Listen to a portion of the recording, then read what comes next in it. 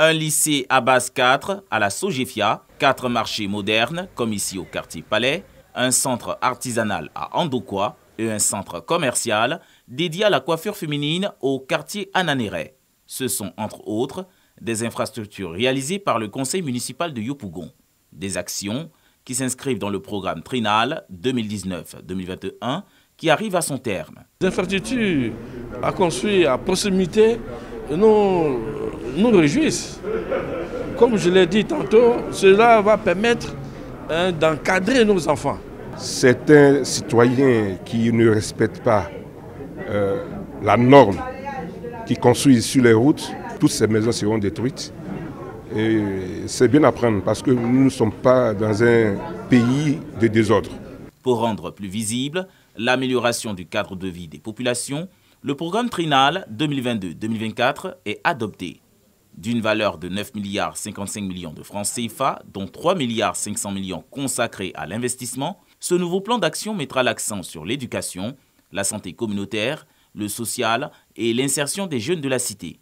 Nos investissements portent principalement sur les questions sociales, notamment ce qui peut donner de l'emploi aux femmes et aux jeunes. Tout ce qui est en l'intérêt de nos populations, particulièrement de nos enfants, nous sommes prêts à le faire, quels que soient les sacrifices. Le maire Gilbert Koné Kafana a profité de l'occasion pour exhorter les populations au vivre ensemble. Le conseil municipal entend faire de Yopougon une commune de référence où il fait bon vivre. « 20 millions de francs CFA pour les enfants du regretté Léonard Agrogué, célébrité du petit écran décédé en septembre dernier.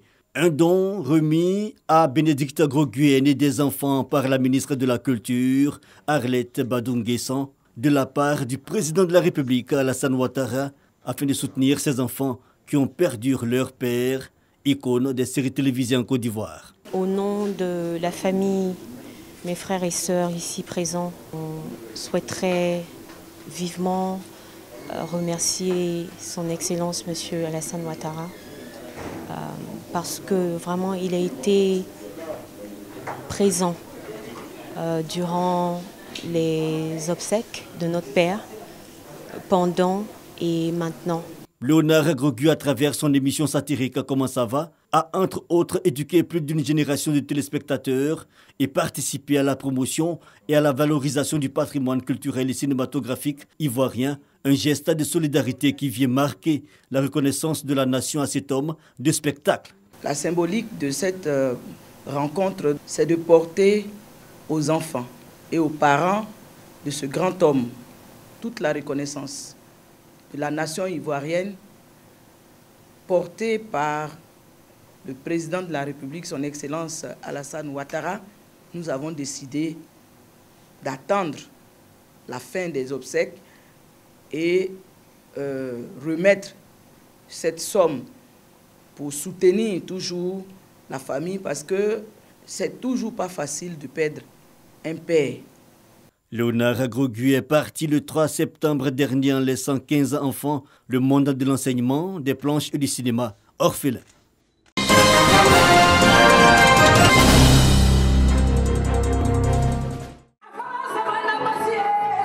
La musique est un langage mélodieux, de Dieu vers ses créatures. Il convient donc de se mettre en harmonie avec ses vibrations célestes, disait Amadou Hampâté-Bâ, savant et grand penseur africain, décédé en 1991. L'érudit dont l'héritage continue d'instruire le monde entier a été honoré par l'Institut français de Côte d'Ivoire. La kora, essence des sonorités africaines, avec un des maîtres de cet instrument, Toumani Diabaté, pour un récital.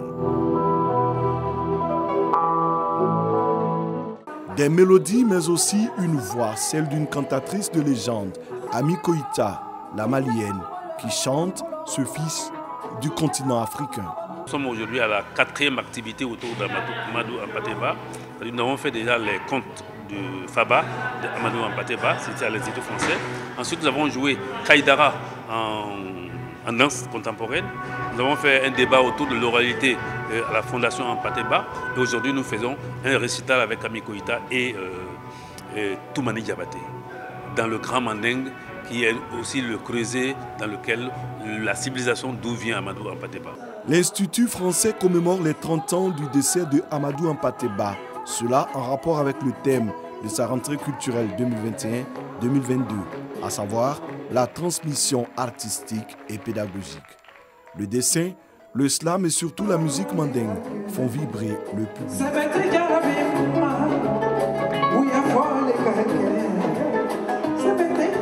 Il nous a été donné de vivre une très très belle messe qui revivifie l'œuvre d'Ampateba, démontrant ainsi qu'il n'est pas mort. La bibliothèque n'a pas brûlé.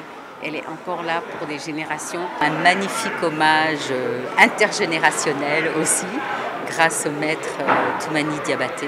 Et puis dire que cet hommage à Amadou Ampateba, il ne doit pas s'arrêter ici. Il faut continuer à étudier son œuvre. Après Amadou Ampateba, l'Institut français de Côte d'Ivoire va célébrer une autre icône des arts et de la culture en Afrique. Bernard Belendadier, le père de la littérature ivoirienne.